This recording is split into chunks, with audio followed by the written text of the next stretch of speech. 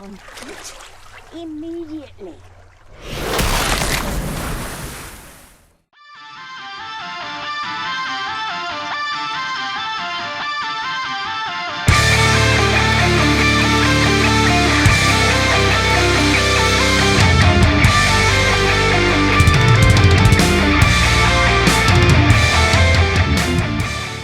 So we are here to talk about the Crocodile movie, The Hatching. This one stars Andrew Lee Potts, who you may know from the TV show Primeval, where he actually faced off against a whole host of scaly beasties, but this time he's actually facing down a real monster, that of giant crocodiles, and also a human threat in this movie as well. Now the story here basically focuses on in a bit of a prologue where we see these kind of three young lads break into I guess some kind of zoo. We don't really know why, but they decide to steal some crocodile eggs. But on the way out, one of their number unfortunately gets eaten by a crocodile. Now we cut to kind of 15 years later. One of these lads, who is now played by Andrew Lee Potts, his name's Tim, and he's come back to the town to basically take over his father's business, who's passed away, and he's brought his kind of girlfriend there, and he discovers obviously that there is this crocodile living in the kind of the moors basically, that's kind of chowing down on the locals, and discovers later on in the film there's actually a more nefarious human plot as well. So that's pretty much your plot, and we'll talk about the positives and negatives of The Hatching. So this is a low budget B-movie creature feature from the UK. We don't do many of them, to be honest with you, creature features, but here is one, and this is actually written and directed by first-time feature director Michael Anderson, and I think it shows that it is his first feature, because I feel there is some fundamental problems with this one. We'll start off with the negatives, I guess, in that case, since we've kind of brought it up. For me, the real negatives here is the writing, and then obviously how that's kind of translated to screen in a variety of ways. First of all, the tone. The tone of this film is a little bit uneven, because we have certain characters, certainly played by Andrew Lee Potts, who basically plays this pretty straight. He makes a quite a good leading man, and he's playing it pretty straight. But then we have other characters who look like they've just walked out of the in-betweeners and basically in a kind of some kind of smutty comedy.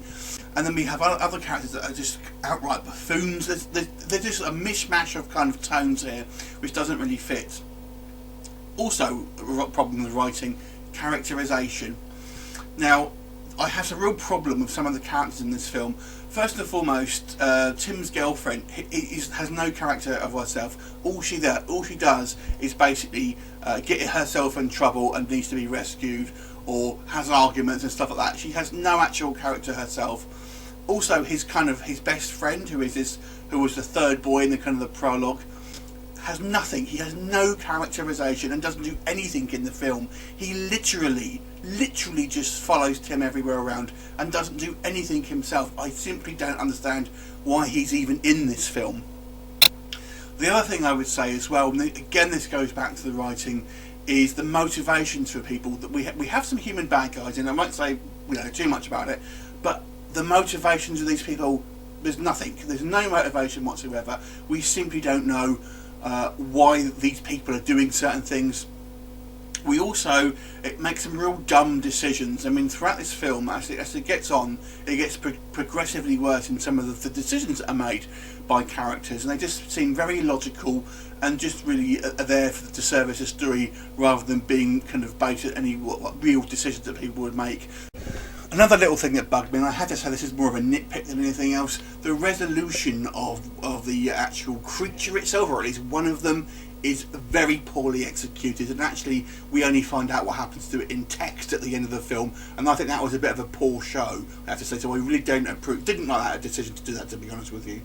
The actual pace of this film as well is a bit oddly paced. Now this is a British film, so it tends to be not quite as action-packed, maybe as the kind of American counterparts, things like Lake Placid and stuff like that. But you would have thought it would have had a bit more character moments, but it doesn't. That's the weird thing. But that didn't so much bother me, I have to say. The actual pace of it, I can see maybe putting some people off, but it was okay for me. Now on to the positives. I have to say I actually thought they did a fairly good job with the effects here. Now the effects are, for the most part, practical. They use a mixture of kind of prosthetic crocodiles and a little bit of CGI blood here and there.